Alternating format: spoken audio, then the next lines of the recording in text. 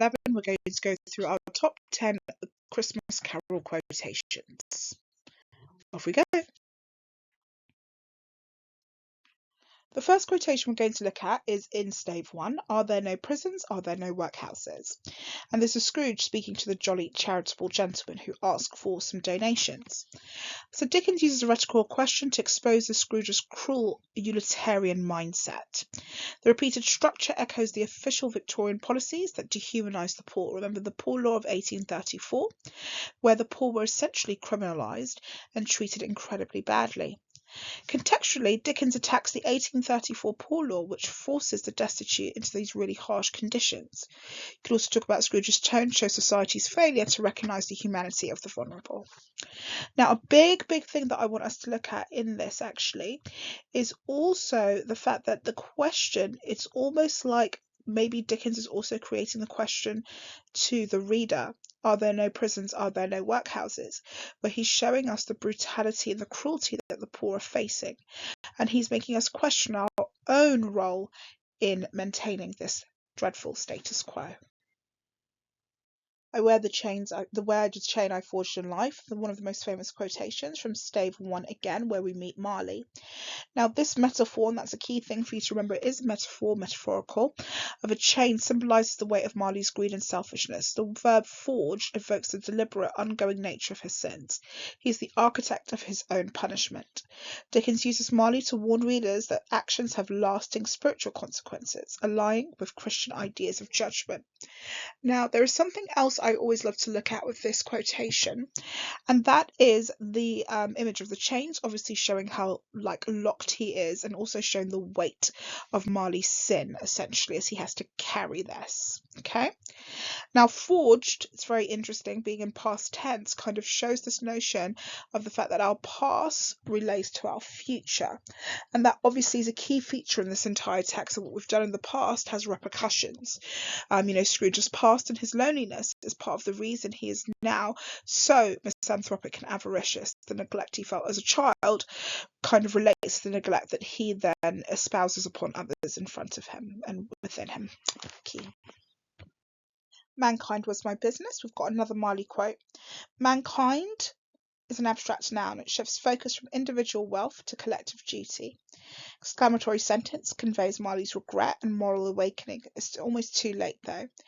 This is a real critique on Malthusian politics, which Dickens was firmly against. You may also want to discuss the fact that it's urging this notion of social responsibility, not profit, should be mankind in humanity's priority. So you can also talk about the kind of contrast between the idea of mankind, where we think of humanity, and business, which Marley was very much associated with wealth. A lot of us looked at Jacob Marley. Jacob, first of all, in the Bible, was a shrewd businessman. So Dickens is using the name of Jacob just to remind of that, but also Jacobus, which was a part of a coin. So you can also use that to refer to this idea of Marley and money being intrinsically linked throughout the novella. If they would rather die, they had better do it and decrease the surplus population. Again, this is Scrooge at the beginning, and actually this is right near where he speaks to the gentleman.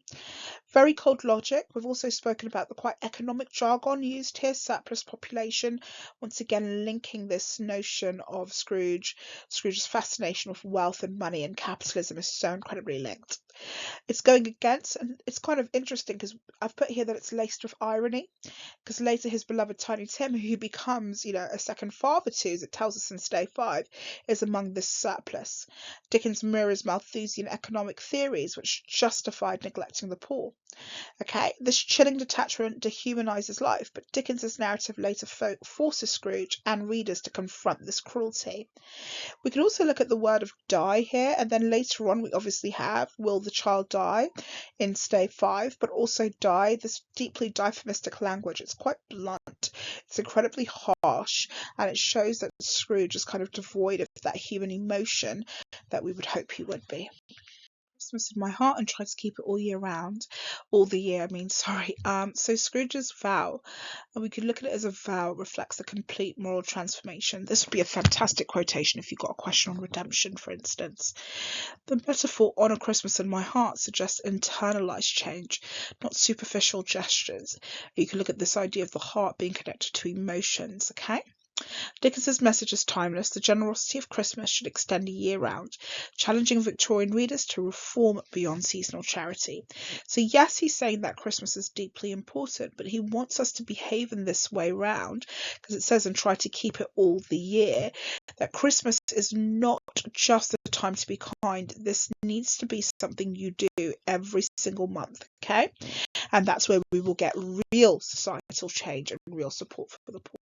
The boy is ignorance, the girl is want. Dickens personifies societal ills, giving poverty, want, and a lack of education, ignorance, human form. The gendered presentation hints at the widespread suffering amongst children. And let's remember the fact that he really talks about the fact that ignorance is the worser of the two evils, essentially. Dickens was really pro-education. Like, that was a huge part of his social commentary. He really rallied about the poor being educated and having schools. And it talks about the fact that unchecked poverty and ignorance will doom society, making this a powerful social critique. But I think what we're saying here is that without a lack of education, ignorance would continue to prevail, and we will constantly be in this cycle of doom, this cycle of pain, and this cycle of challenge as well. Scrooge is dismissive. Oh my goodness, this is obviously in stave 1. Uses harsh guttural sounds, bah and humbug, to really reflect his bitterness. The invented word, and this is very Dickensian. Dickens, like Shakespeare, invented a lot of words. The invented word humbug suggests kind of fraudulence, indicating he sees joy as false. He sees joy as like a falsified notion. Establishes Scrooge as an anti-Christmas figure, really the opposite from the jocund and joyful and, just very excitable Fred, whose cynicism stands in stark contrast to the festive spirit, okay, that the novella promotes.